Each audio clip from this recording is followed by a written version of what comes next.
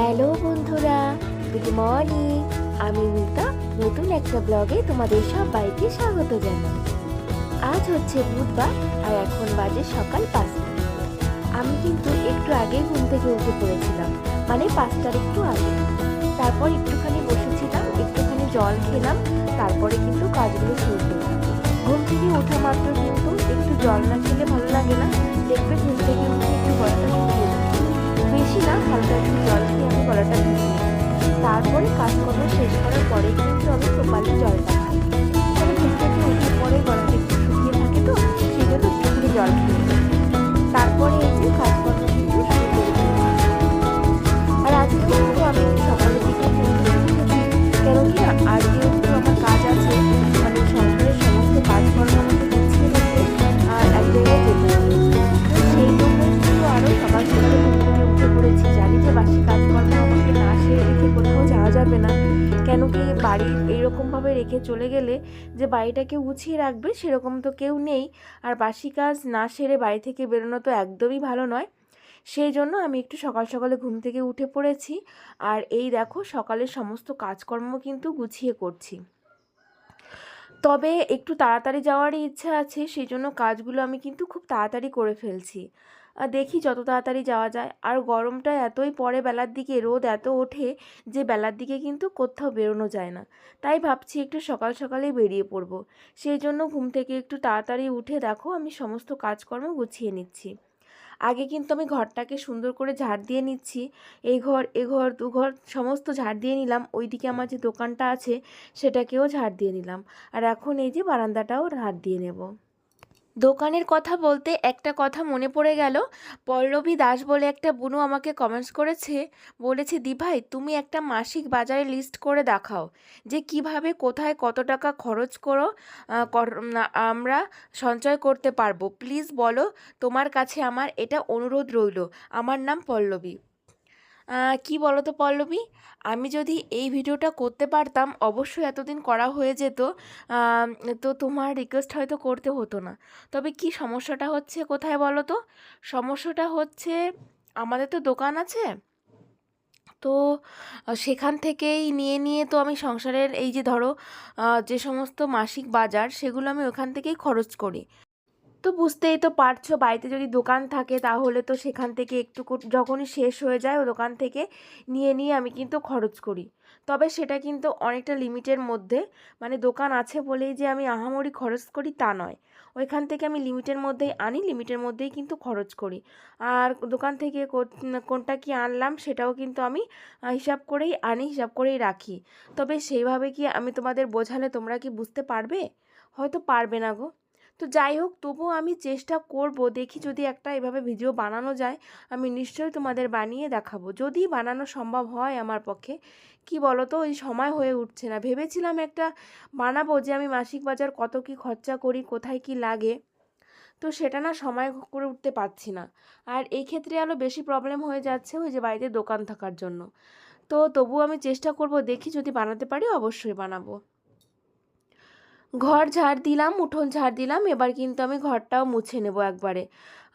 তো যেহেতু আমি আজকে বাড়ি থাকবো না সারাটা দিন, সেহেতু তো ঘরটা ওরকমই থাকবে, তাই ভাবলাম সকালবেলা একবার মুছে নিয়ে বেরিয়ে পড়ি, যখন বাড়িতে আসবো তখন কিন্তু ঘরে যখন ঢুকবো খুব ভালো লাগবে। আর এই যে ঘর না মুছে যদি চলে যাই, বেরিয়ে যাই, তবে যখন বাড়িতে আসবো তখন কিন্তু ঘরের মধ্যে ভালো লাগবে না, সে ফ্রেশনেস কাজ করবে না। আর দেখবে কোথাও থেকে যখন ঘরে ফিরবে, যদি ঘরটা অগোছালো নোংরা থাকে তাহলে কিন্তু একদমই ভালো লাগে না। যদি গোছানো গাছানো থাকে বা পরিষ্কার পরিচ্ছন্ন থাকে তাহলে কিন্তু ঘরে ঢুকে একদম ভালো লাগে। তো সেই কারণেই আমি কোথাও যাওয়ার আগেই কিন্তু ঘরটাকে আগে সুন্দর করে গুছিয়ে রেখে যাওয়ার চেষ্টা করি। না হলে ওই যে বাড়ি ফিরে কিন্তু ভীষণ খারাপ লাগে, ভালোই লাগে না ঘরের মধ্যে। তো তাই দেখো ঘরটাকেও সুন্দর করে মুছে নিচ্ছি, তারপরে কিন্তু বাকি কাজ করব। নিকু ঘোষ কমেন্ট করেছো, তুমি বলেছো যে আমার যে বড় ট্রাঙ্কটা আছে ওটার মধ্যে আমি কি রাখি। কি বলো তো, আপাতত ওই ট্যাঙ্কের মধ্যে তেমন কিছুই নেই, ওর মধ্যে মাম্মামের যে পুরনো জামা কাপড় রয়েছে সেগুলোই রেখেছি। তবে ভবিষ্যতে কী রাখবো জানি না। আর বিশেষ করে এই ট্যাঙ্কটা আমার ছিল না, এটা আমার শাশুড়ি মায়ের ছিল। মানে শাশুড়ি মায়ের যে ঘর ছিল সেই ঘরের মধ্যে এই ট্যাঙ্কটা ছিল। তো উনি তো মারা গেছেন অনেক দিন হয়েছে, সেই জন্য এই ট্যাঙ্কটা আমি নিয়ে এসেছি, এখানে রেখেছি। তবে এখানে ওই সুন্দর করে একটু সাজিয়ে রাখার জন্যই রেখেছি। না, সবাই তোমরা বলেছো খুব সুন্দর লাগছে, তো আমি একটু সাজানোর জন্য এটা রেখেছি। আর আপাতত মাম্মামের যে সমস্ত পুরনো জামা কাপড় রয়েছে সেগুলোই কিন্তু আমি এর মধ্যে রেখে দিয়েছি। আর সোনালী মণ্ডল কমেন্ট করেছো, তুমি বলেছো যে মাম্মামের নাম কি, মানে আমার মেয়ের নাম কি। আমার মেয়ের নাম হচ্ছে মিশিকা রয়, আর ওর ডাকনাম হচ্ছে মিমি। তো আমি তো ওকে নাম ধরে খুব একটা ডাকি না। এই সমস্ত মানে বুঝতেই তো পারছো, অনেকে অনেক রকম আদরের নামে ডাকে, যেমন আমি মাম্মাম বলি, তারপরে অন্য রকম বিভিন্ন বিভিন্ন নাম আছে সেই সব বলে ডাকি। তো তোমার নাম যেহেতু সোনালী মণ্ডল, তুমি কিন্তু আমার টাইটেলের, জানো তো, বিয়ের আগের মণ্ডল টাইটেলটা কিন্তু আমার ছিল, জানো তো বুনু। খুব ভালো লাগলো তোমার নামটা দেখে, তোমার নামটা পড়ে, যেহেতু আমার বিয়ের আগের টাইটেল তো তোমার, সেই জন্য। বিয়ের আগে আমি কিন্তু মণ্ডল ছিলাম, আর তুমিও মণ্ডল, সেই জন্য। আর এখন দেখো গাছগুলোতেও জল দিয়ে দিচ্ছি। কালকে না বিকালে একদমই ভুলে গেছিলাম গাছে জল দিতে, তো সেই কারণেই এই যে আজকে কিন্তু আমি গাছে জল দিয়ে দিচ্ছি। জানি না কেমন করে ভুলে গেলাম। আর এখন দুবেলা গাছে জল না দিলে গাছগুলো একদমই শুকিয়ে যাচ্ছে, মানে কেমন হয়ে যাচ্ছে, তাই আমাকে মনে করে করে এখন দুবেলা করে জল দিতে হচ্ছে। তবে কালকে বিকালেরটা কিন্তু স্কিপ করে গেছি, মনে ছিল না। তাই আজকে সকাল সকাল দেখো গাছগুলোতে জল দিয়ে গাছগুলোর প্রাণগুলো ফিরিয়ে আনলাম। এইরকমই মনে হচ্ছে, এখন যদি গাছে জল দেওয়া হচ্ছে মনে হচ্ছে গাছের প্রাণটা ফিরিয়ে আনলাম। খুব ভালো লাগলো জানো গাছে জল দিয়ে। আর গাছগুলোও কিন্তু জল দেওয়াতে খুব সুন্দর হয়ে গেছে। আর এখন আমি পুজোটাও দিয়ে নেব, কিন্তু কয়েকদিন হলো পুজোটা দেওয়া হচ্ছে না, তাই আজকে একদম স্নান করে, আর আমি কিন্তু রেডিও হয়ে নিয়েছি, দেখো স্নান করে আমি কিন্তু চুড়িদার পরে নিয়েছি, যেটা পরে আমি যাব। তো একবারে ভাবলাম এটা ধোয়া কাচা আছে, আর এমনিতেও এটা নতুনই চুড়িদার, ধোয়া কাচা কেন থাকবে, এটা কিন্তু একদম নতুনই। তো এটা পরে নিয়েছি, আর এটা পরেই এখন পুজো দিয়ে নেব। তাই এসেছি ফুল তুলতে। ফুল তুলে পুজো দিয়ে তারপরে দেখি মামামকেও কিন্তু রেডি করতে হবে। কালকের ভিডিওতে যে আমি ট্যাঙ্কটার উপরে ওই যে শাড়িটা পেতে সুন্দর করে ডেকোরেশন করেছিলাম, সেটাতে তোমরা অনেকেই কিন্তু কমেন্ট করেছো যে খুব ভালো হয়েছে। আর যে দিদিভাই আমাকে এই আইডিয়া দিয়েছিল, সেই দিদিভাই কিন্তু আজকে আমাকে একটা কমেন্ট করেছে। সে বলেছে আজ থেকে আর ওপরটা খুব ভালো লাগছে, যেটা দিয়ে ঢেকে দিয়েছো ওটার সঙ্গে পাশের যে মোড়াটা ওটার সঙ্গে কালারের খুব সুন্দর ম্যাচ করছে, পুরো জায়গাটার লুক পাল্টে গেছে। হ্যাঁ গো দিঘাই, খুব সুন্দর হয়েছে, আমারও খুব ভালো লাগছে। তো যাই হোক, দেখো পুজো দিয়ে এখন চলে এলাম আমরা যেখানে যাব, সেখানে কিন্তু আজকে বার্থডে রয়েছে, মানে আমার দাদার মেয়ের আজকে বার্থডে, তো আমরা কিন্তু দাদার বাড়িতেই যাব। তো সেরকম করে কোনো কিছুই করবে না, শুধু আমরা একটু খাওয়া দাওয়া করব তাই। কেন কি বাবার তো এখনও 1 বছর পূর্ণ হয়নি, আর আমরা কোনো এখন শুভ অনুষ্ঠান করতেও পারবো না, সেই জন্যই আমরা কোনো কিছুই করব না, শুধু একটু খাওয়া দাওয়া করব। তো যেহেতু ওর বার্থডে রয়েছে, সেহেতু কিন্তু এই যে একটা মাম্মামের জন্য, মানে ছোটো মাম্মামের জন্য একটা ছাতা নিয়েছি, আর দুটো ছাতা কিনেছি, আমার মাম্মামের জন্যও কিন্তু একটা নিয়েছি, আর ওই ছাতাটা আমার জন্য নিয়েছি। কালকে একটু বাজারে গেছিলাম, তোমাদেরকে তো বলা হয়নি। আর এই যে দুই মাম্মামের জন্য দুটো হেয়ার ব্যান্ড নিয়েছি মাথার, আর 3টে নেল পালিশ নিয়েছি।